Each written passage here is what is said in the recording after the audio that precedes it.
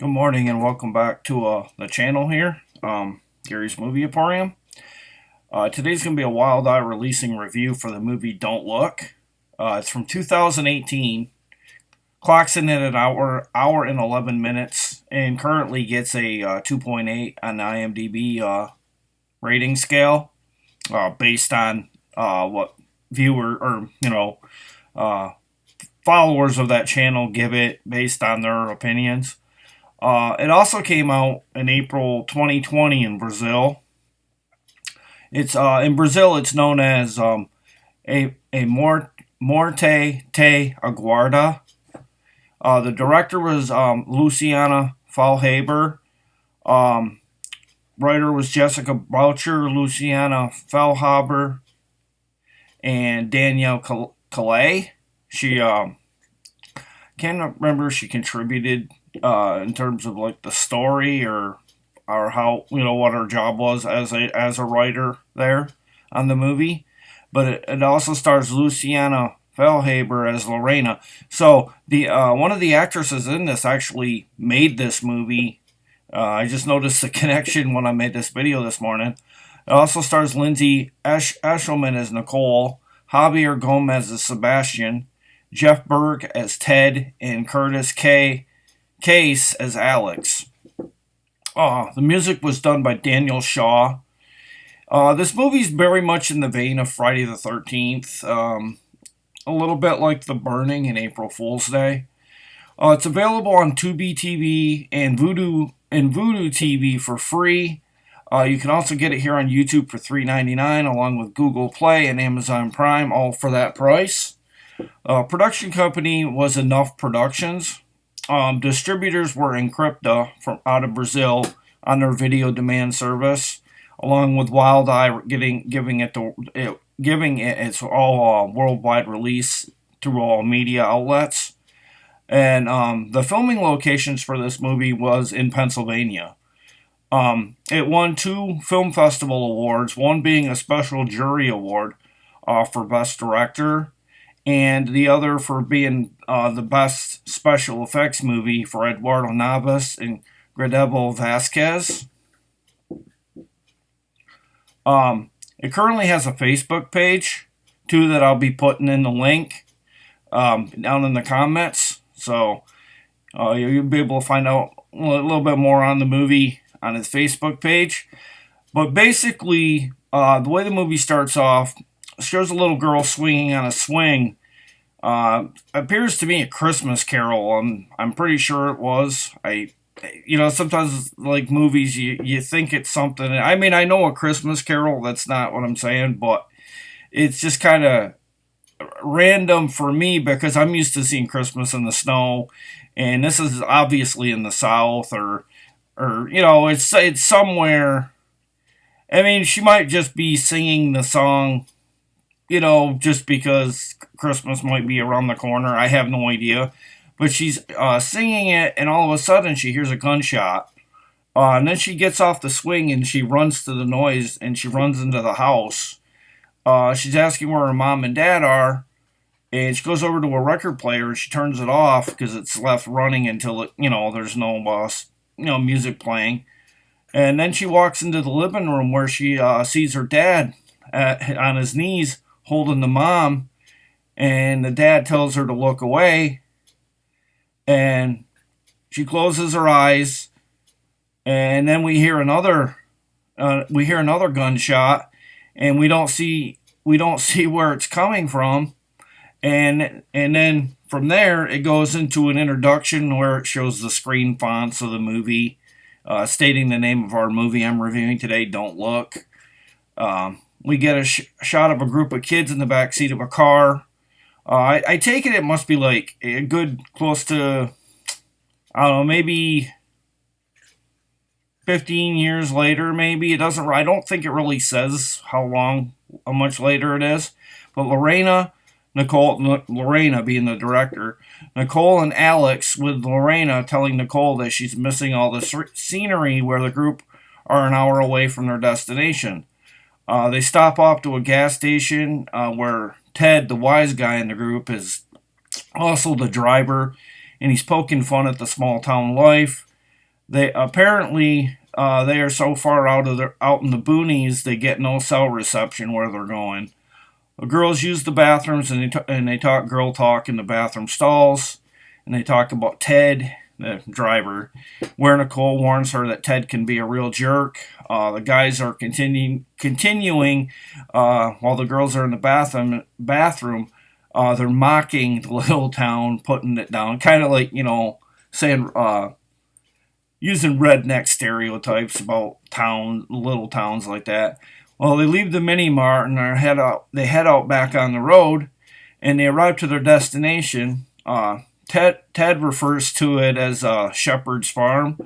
It's actually quite an attractive place. It just could use a little green thumbing. It is a nice little, well, not little, but it is a nice looking place. I think I would have went with a little bit more creepy building in my eyes, but maybe that's all they could use. But it is obvious it was the place where Nicole, as a little girl, saw the murder of her mother. They kind of reenact it as soon as she steps in through the doorway with the cinematography. And the film lets us know that grown-up Nicole is reliving her past through this doorway as soon as she steps in it. As we venture into the house, we see all these wall hangings and wild animals that either are mounted or hanging from strings. And I think as a viewer, we're trying to think this is like really weird, almost like a Texas Chainsaw Massacre kind of weird. At least that's the vibe I got as soon as she showed her friends the stuffed and mounted animals like hanging from strings. And it's just, I'm not used to seeing like stuffed mounted animals that were killed hanging from strings. I usually see them hanging from walls or something like that, but they're hanging from strings in quite a innumerable fashion. In a bit of a morbid fashion way of doing it, the dead animals are being treated as a fashion statement, the way I look at it. But when you have a little girl growing up in your house, it's kind of not what I would, I wouldn't really want that. It's just kind of morbid a little bit. The house, I mean, I know people stuff and mount animals, but I don't know.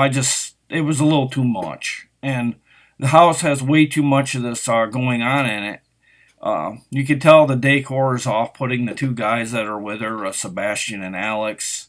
Alex notices they can't get cell service at the house either. Lorena and Ted go looking for wood because the place is really cold. They notice an old shed where they find the sides of beef hanging from hooks, and they kind of laugh it off. Yeah, it's kind of random. They got these beef, kind of like when Rocky was punching the beef cattle in the cold room. They find sides of beef hanging, and in the meantime, when Alex is exploring the room,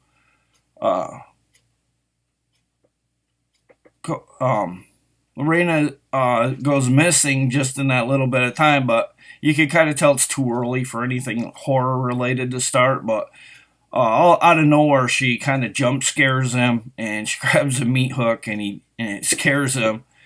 And they leave the shed, and Lorena runs up ahead and runs into a line of animal skins on a clothesline in the back 40, if you will.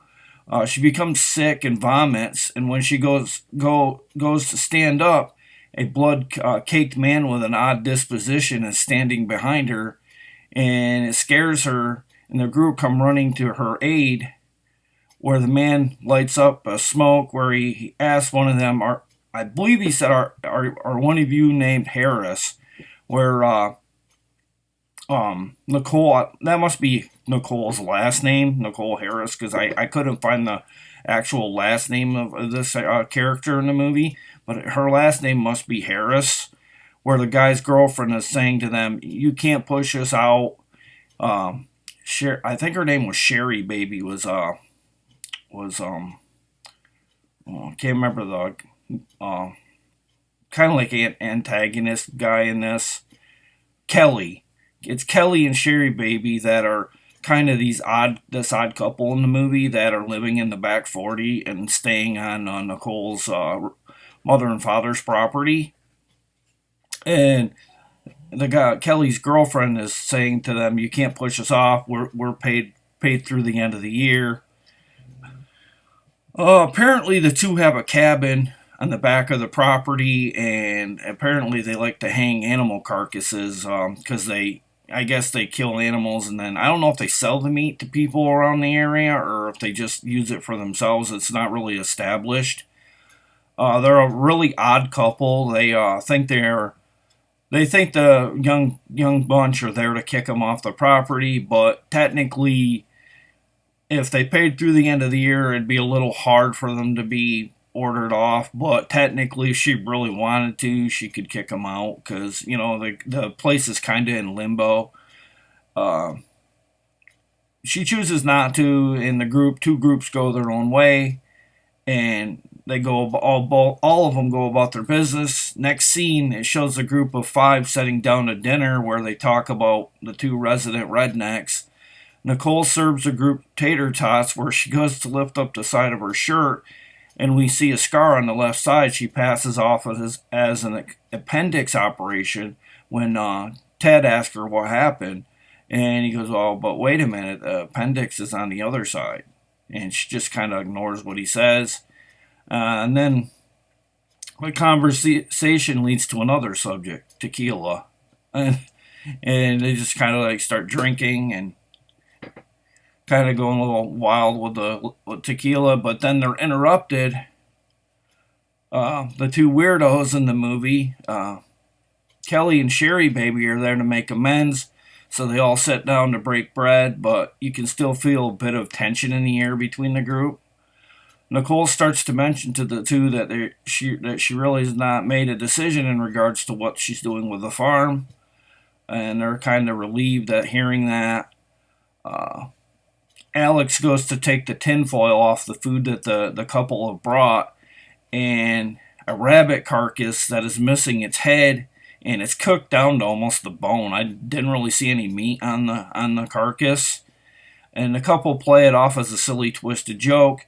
It puts the kids off a bit, but they dare Lorena to take a nibble, and she's kind of a wild card. Lorena in this, she's like daring character. She calls them out on it, and they call her out on it, and she eats a small piece of the animal carcass, and for some reason, I'm not trying to be perverted here, but it turns Lee on in this, and I don't know if it's because she's defiant and he likes that, and so it kind of turns Sherry Baby on too as well. It's like Lorena has this like kind of moxie about her that the couple find really like sexual, if you will. I'm not trying to be, like I say, I'm not trying to keep this as clean as possible. But that's basically the way I took that part. Kind of was like a sexual thing. And then Lorena leaves the table in disgust at the two, because she obviously don't like Kelly or Sherry Baby all that much. But not before she polishes off the rest of her bottle of liquor, and she goes down to there to look through the cabinet for more booze. And I don't know how Sherry Baby or the group didn't see him sneak down to where she was, but he follows her down to the basement, kind of cornering her. And I think he tries to make an attempt at kissing her, or trying to get rough with her. Let's see. Okay. It looks like to me, Kelly has taken a shine to Lorena because of her strong will and toughness. Like I said, it looks like he's about to maybe sexually assault her, but before we know it, the group are downstairs and they're wondering what she's kind of half yelling about. And then Sherry Baby comes down there too, and all the groups down there, and they kind of like start to like kiss each other, Sherry Baby and Kelly, and it's like they're doing it for show, like they're getting off on the people watching them make out, which is kind of cringy. And there's a couple perverted guys in the group a little bit. I think they might have been enjoying it, maybe a little, I don't know. But it feels like the two groups are headed down a really bad path. and you start to feel the groups are never going to be on the same page. It's basically the spoiled city kids versus a country bumpkin scenario, uh, more or less being played in this part of the movie. Next scene, we get a cozy fireplace shot of the kids about to play a game of cards. They're sitting around drinking and having some laughs where Ted gets Alex aside and he tells Alex that he really wants to have his way with Sherry Baby, the country girlfriend of Kelly. Ted goes out to his car and looks for condoms and finds a bunch in the distance. And it appears someone's standing off on the edge of the wood line. And Ted himself, too, looks around like he hears what we're hearing. But he happens to run into Lorena outdoors, thinking the condoms are intended for her. And really, they were intended for Sherry Baby, or at least that's the way I felt about it. Back inside, Nicole and Sebastian are playing a card game when they take a quick swig of alcohol upon laying a card down. Nicole stops playing cards and then begins to call out to for Alex that is no longer in the house. We get a movie cliche scene where Sebastian says, "I've seen this before, where we can't find our friends. Now we go out in a cold dark to look for them." I really like this part because it more or less it means it knows it's a slasher film, and I like that little nod. I like it when films do that. And the next shot, we see Ted and Lorena out in the shed alone, having some time together. The very shed where the sides of beef were hanging early in the movie. Ted ties Lorena up on a section of meat hooks, and we get a cutaway shot of someone grabbing a knife or a cleaver. I can't really remember what the device was. And our resident psycho comes out of nowhere, choking Ted and Lorena. Well, no, he doesn't choke Lorena. He chokes Ted. And Lorena wonders what is going on as she's blindfolded. She calls to Ted. He does not answer her as the killers place Ted on a hook. The killer begins to encircle her, taunting her. And in the meantime, Lorena don't know what's going on because she's blindfolded. She don't know what's happening, and she manages to get her hands free. But in the meantime, the killer has choked out Ted, and he has rammed some kind of sharp metal object through his throat. That was, I believe, was shown off camera. Let's see.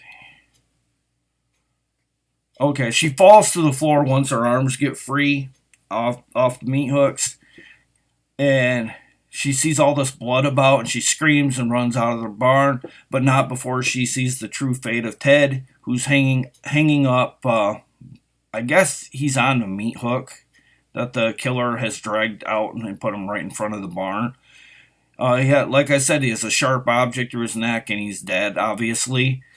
Lorena is blood-caked and scared, is spotted by Alex with a flashlight, and she thinks this is the killer, and it's one of those false, it's not the killer, it's our friend, kind of scenario. Thinking it's the killer, where she explains to him what has happened to Ted. At this point, Lorena is hysterical, and she runs back to the house looking for Nicole, and no one answers. Alex doubles back too and makes his way back to the house. And she asks him, how can he be so calm? I don't know if they were trying to swerve us to think that he was the killer, because we knew I'm pretty sure he wasn't the killer anyway, but it kind of felt like they were trying to say he might have been like a possible killer. He says he will go in and look for them and bring them back to the house, where he assures her all will be well. So she goes upstairs, puts on new clothes due to his suggestion of doing so, where she loads up an upstairs rifle and grabs an arsenal of more guns, knives to battle our masked psycho.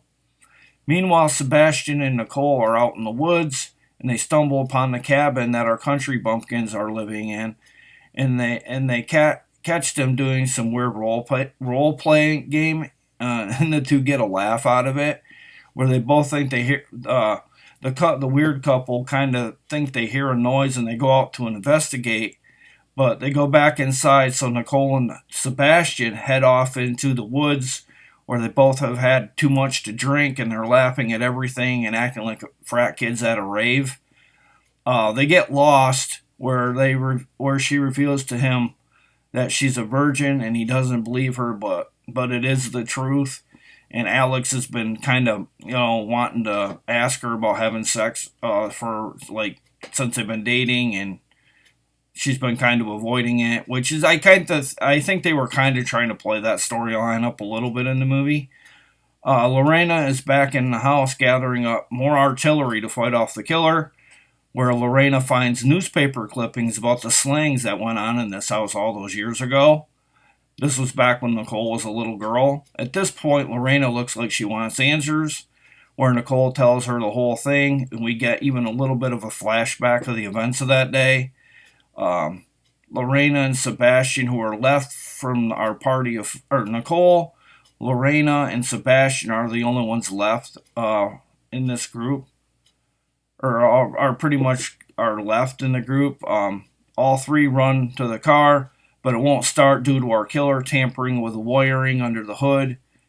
It's established that the house that they're inhabiting right now, her father and mother's house, is about 15 miles from the nearest town.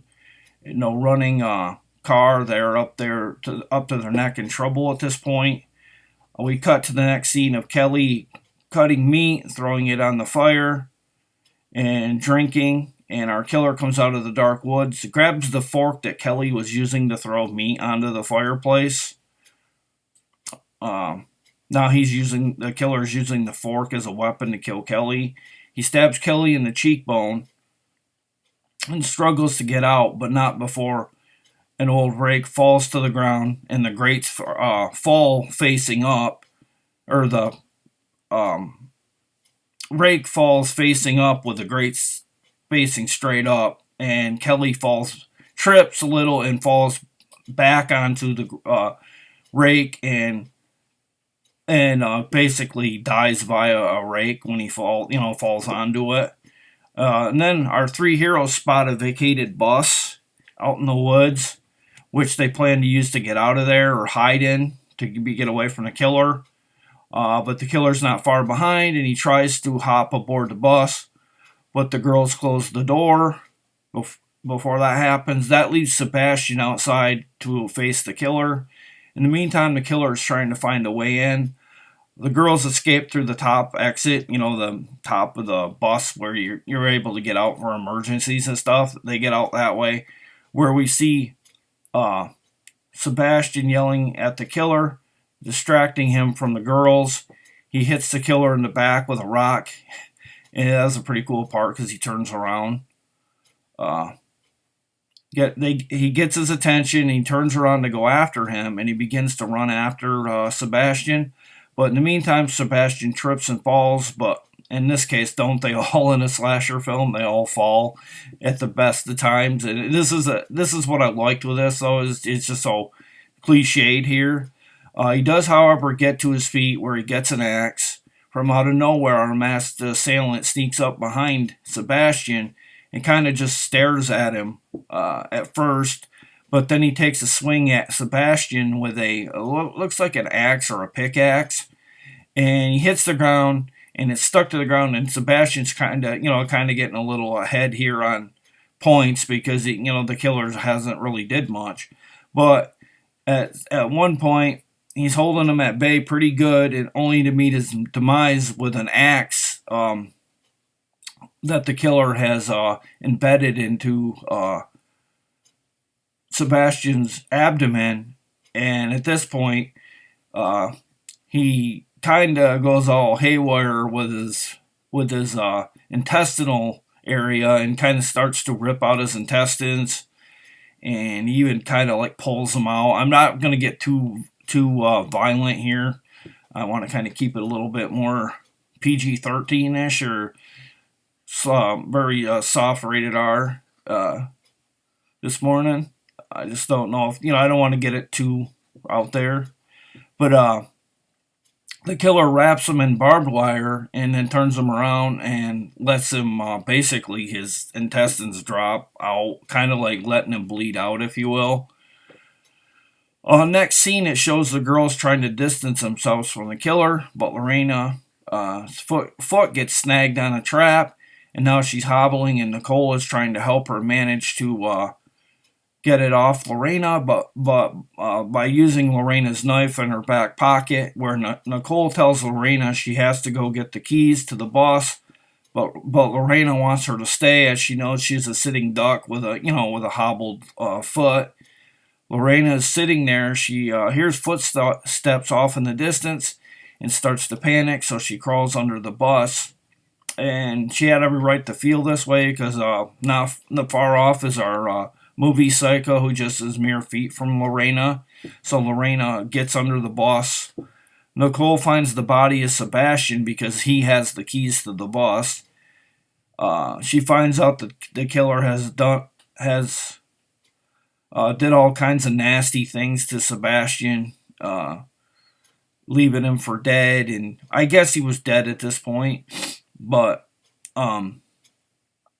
he's been all but disemboweled, basically. But she gets the keys finally, but she has to kind of reach through his intestinal stuff that's been dropped to the ground. She has to kind of I don't know why the keys would have fell to the ground. I think they would have still been in his pocket, but we'll go with it. She does find the keys and finds her way back to Lorena, but not before the killer has found where Lorena has been hiding first. And she kind of comes out from underneath the bus, and at that point he opens the bus door and stabs her through the shoulder, and he pulls her out from underneath the bus, and he takes her back to a shed. The shed that he's been I think it might have been the very shed where the couple, Lorena and Ted, were having sex. He begins to toy with Lorena like a cat with a mouse. Then we get a shot of Nicole getting back to the bus, but there's no Lorena, and she's looking for her. Nicole hears Lorena screaming in the distance, and she goes to She goes to the shed, I'm sorry. She goes to the shed where she hears the screaming coming from, where she's trying to hear where it's coming from, and she pleads to him not to do this any longer. And it's revealed that the killer is none other than Nicole's baby brother. It is also revealed that Nicole's baby brother actually shot and killed their parents, and it wasn't Nicole's father who did who had murdered her family. It was the baby brother, and it's never really established his motive for doing it. I don't know if there's some maybe some sexual predatorial things going on in the house, or if the kid's just a little bit, a la little Michael Myers. It's never really established what's causing him to be psychotic. I don't know if maybe he was jealous of Nicole because she was dressed up pretty nice for the time. But even back then, her baby brother was donning the mask that's on this very cover back in the day. And Nicole tells him to come get her and to leave Lorena alone. It's her he wants, not Lorena. Girls manage to distract baby bro as they are outsmarting him at every turn. First, Lorena stabs him through the foot. Then they stab him in the abdomen, and at this point he's obviously mad, but he's also hurting as well. And then they set the barn on fire via I can't remember if it's a lighter. I can't remember that part too well, but they set the barn ablaze, and in the meantime he does snag onto Lorena, so he's not too hurt that he can't snatch one of the girls. They manage to get away with what they think is the end of the barn, with him burning in it. But in the foreground, we see him clearly walk scot-free into the night, and hinting at a sequel. And it pretty much does look like a sequel on this one, and I hope we do get one. I really like this movie. It was very much like an what you couldn't ask for much more out of a 80s 80s vibed slasher film. I had seen this one before I reviewed it. I think that's why I know the film so well in terms of like everything going on in it, and like what happened to the characters. I watched this long before Wild Eye had sent it to me, but that's my review this morning for Don't Look from 2018. Thank you for watching, and I'll be doing more of these Wild Eye reviews in the future, everybody, and I'll see you again. See you later, and thanks again, Wild Eye. Bye.